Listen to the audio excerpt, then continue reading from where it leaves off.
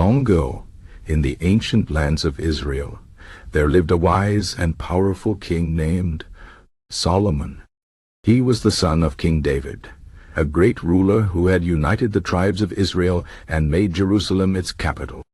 But Solomon was known for something even greater than his father's achievements: his wisdom and his grand stone temple, built to honor the one true God. The story of King Solomon begins with a dream. One night as he slept, God appeared to him and said, "Ask for whatever you want, and I will give it to you." Solomon could have asked for wealth, long life, or victory over his enemies. But instead he asked for wisdom to rule his people justly. Pleased by this request, God granted him not only wisdom, but also riches and honor beyond any king before him. With this divine wisdom, Solomon became famous throughout the lands. Kings and queens traveled from distant places to hear his wise words and seek his counsel. One such visitor was the Queen of Sheba, who came from a faraway kingdom to test Solomon's wisdom with difficult questions. When she saw his great knowledge and the splendor of his kingdom, she was amazed and praised the God of Israel. But Solomon's greatest work was yet to come. His father, King David, had desired to build a magnificent temple for God.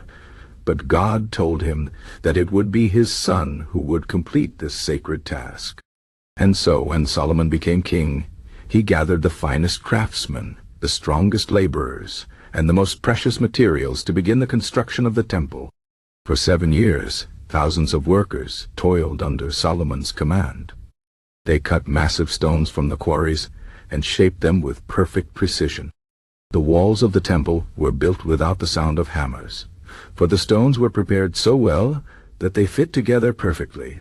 The finest cedar wood was brought from Lebanon, and gold was used to cover the walls and the sacred objects inside. When the temple was finally completed, it stood as a breathtaking sight, a house for God, filled with beauty and holiness. The Ark of the Covenant, which held the stone tablets of the 10 Commandments, was placed in the innermost chamber, known as the Holy of Holies.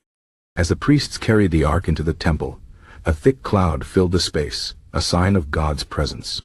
Solomon then prayed before the people, asking God to bless the temple and to hear the prayers of those who came to worship. For many years, Solomon's wisdom and the glory of his temple brought peace and prosperity to Israel. But as time passed, Solomon's heart began to change. Despite his great wisdom, he married many foreign wives who worshipped other gods. To please them, he built altars to their deities, turning away from the commandments of the God who had blessed him. Because of this, God spoke to Solomon once more, warning him that his kingdom would be torn apart after his death. And so it happened. When Solomon died, his son Rehoboam became king, but the people rebelled against him, and the great kingdom of Israel was divided. Yet, the memory of Solomon's wisdom and his magnificent stone temple lived on. Even after the temple was destroyed many centuries later, its legacy remained. The stories of Solomon's justice, his knowledge, and his grand temple were passed down through generations, reminding people of a time when a king ruled with divine wisdom and a sacred house stood as a symbol of God's presence among men.